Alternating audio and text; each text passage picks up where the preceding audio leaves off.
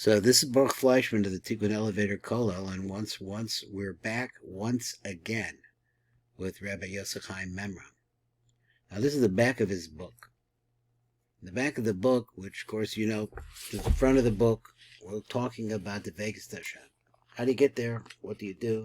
How does it work? So the back over here, it says just a little background on Rabbi Mimran. It says Rabbi Yosef Chaim Mimran is a prominent Torah scholar and has established many different Torah institutions in England and in Israel, including Kol HaHorah Law Academy for Torah studies and Yeshiva Torah Chachain for advanced Kabbalistic studies. And Rabbi Mimran, I know, works very hard raising money, trying to keep these things going.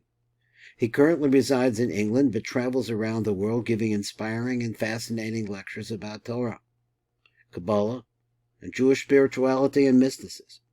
He is an accomplished author and has published many Kabbalistic books in Hebrew and in English, where he discusses the system of Kabbalah, according to the famous master of Kabbalah, in particular the Arizal HaKodesh and the Rishash. Hundreds of his video and audio classes can be found online at Yeshivat Torah's Achen.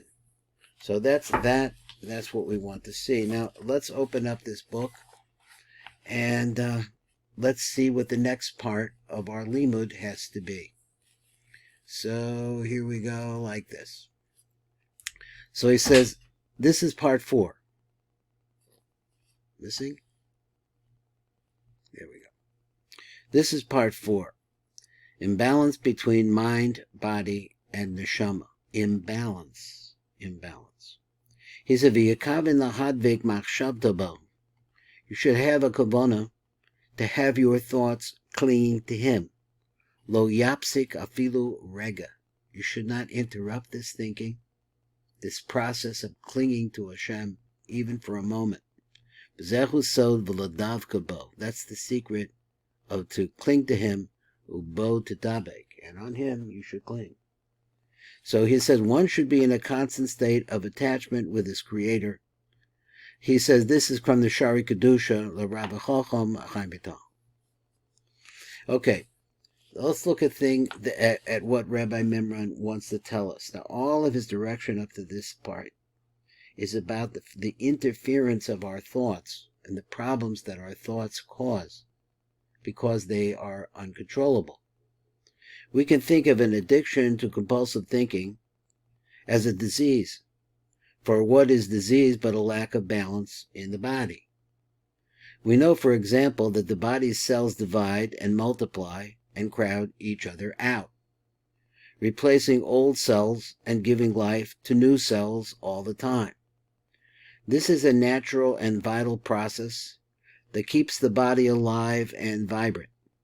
What happens, though, when cells divide and multiply in an unbalanced way, with no regard for the needs of the total organism?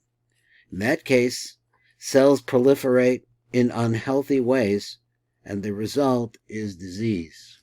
Move this up a little bit. Here we go. We can apply the same understanding to the workings of the mind.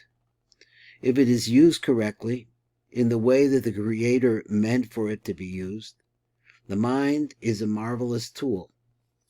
If, on the other hand, it is used incorrectly, it is worse than ineffective, for it becomes a destructive force within us.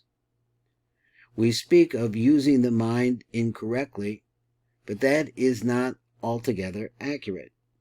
It is not that you use your mind incorrectly. That's not the problem. It's not that you're misusing it. Rather, if you are not using your mind correctly, in other words, if your mind is constantly dominated by the arguments that are going inside of your head and around you all the time, or whatever you're involved with, the result is that you are barely using your mind at all.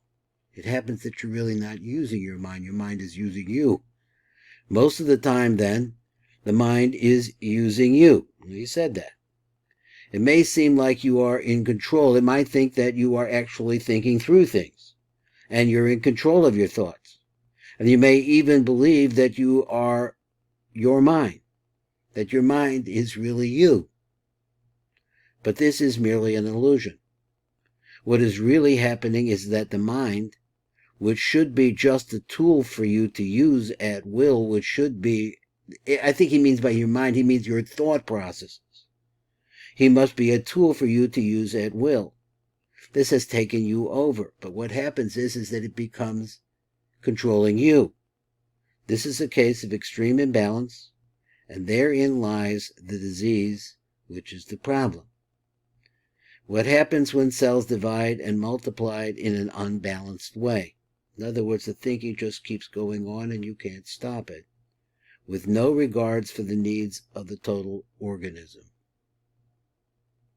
Well, that's chapter 4, part 4. This is Baruch Fleischman at the Tikkun Elevator Kollel.